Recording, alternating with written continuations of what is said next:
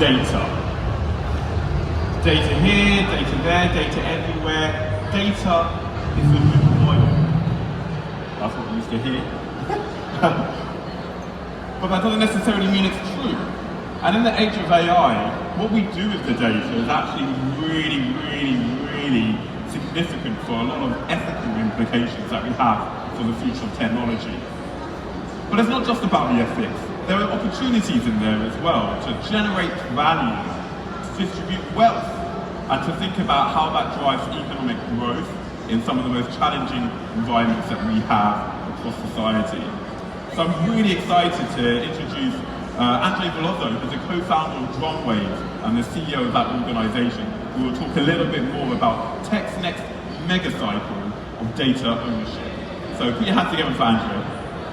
Gente, é um prazer estar aqui com vocês. I chose to start this thing with this quote from Hans Moravec. Hans Moravec was a pioneer of AI and robotics, and he pretty much started everything that we have seen so far. But the cool thing about Hans is that just like Claude Shannon, that created the information theory, he had a big heart. So for Hans, once the industry got completely hyper efficient, retirement can begin the birth. So this is something that resembles a lot with what is happening right now with AI. But if we look all around the world, it's not working. There are two ways for us to think about it, right?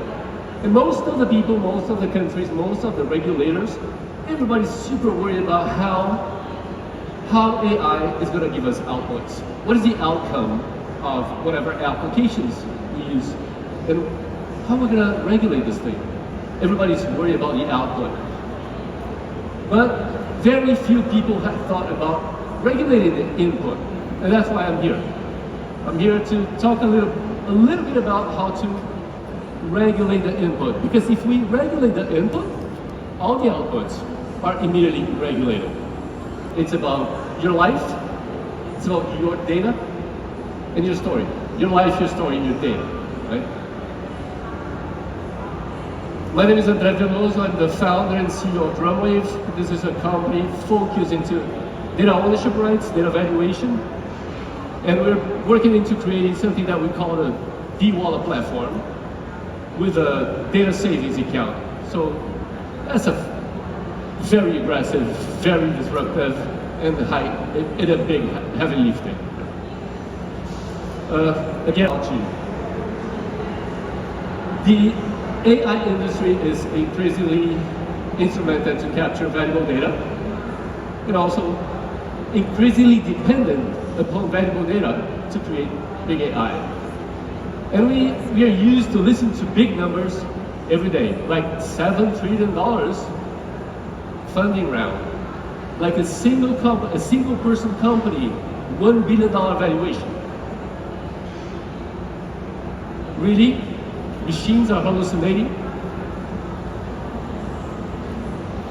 So AI, I believe AI will help us create a better world, but it's the value of your data, our data, that's going to make AI and the world evolve for the better.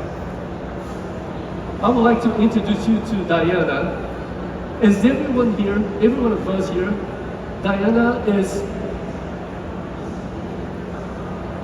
thinking about all of the data she produces every day. She's curious about that. She's aware that data has value. She knows companies monetize her data.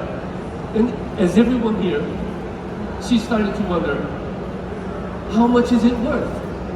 What is the value of my data, right?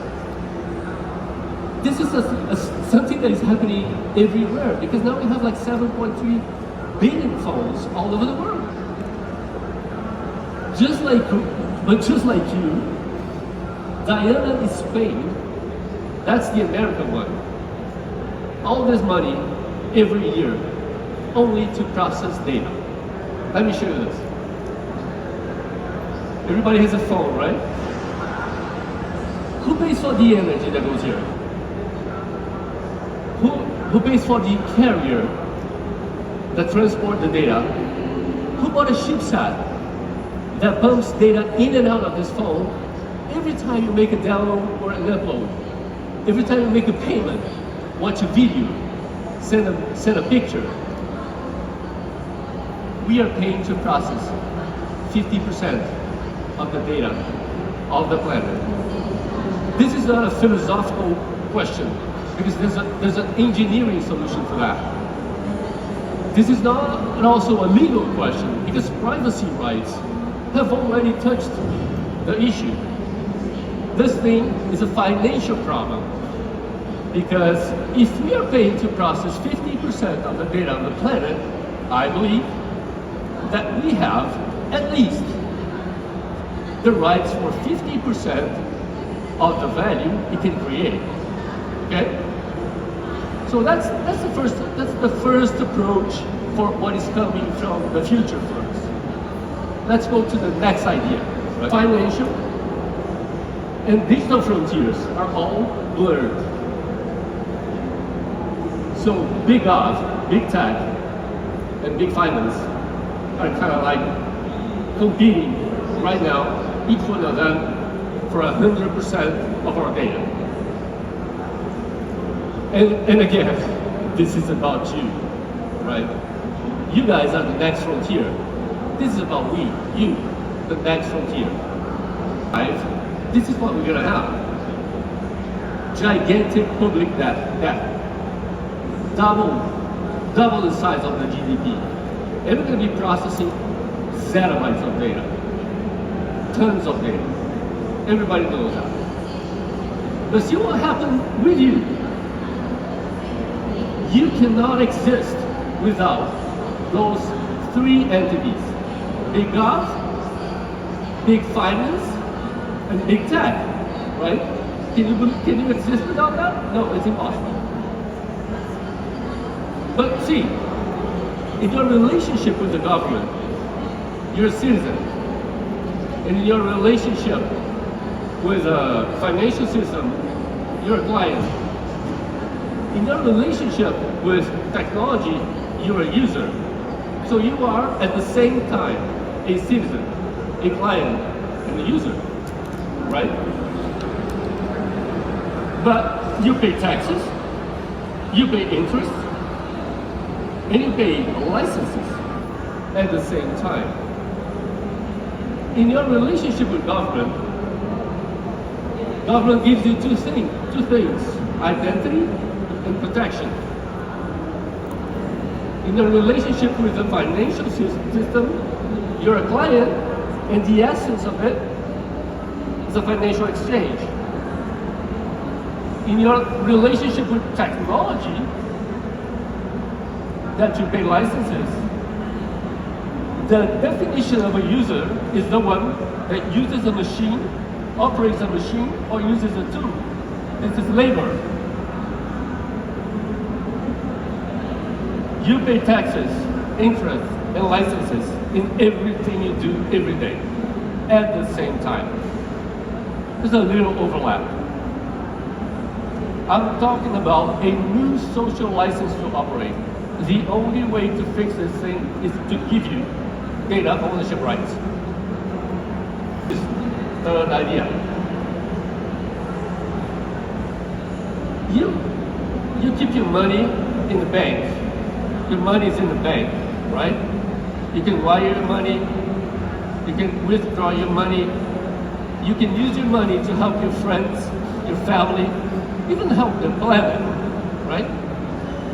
But your data is in the cloud. Other people manage your data. Other people can even benefit from the data. Other people can even use your data against you. You have zero autonomy of your data and all 100% autonomy of your money. Can you guys feel the heat that is coming? Again, this is about you. Your money and your data. I just jumped the flight, right? But it doesn't matter who you are. Everything you do generates value and data. Let's talk about data ownership rights now. Imagine that now you have the rights to own your data. Brazil has presented one of the first ever bills to give citizens data ownership rights.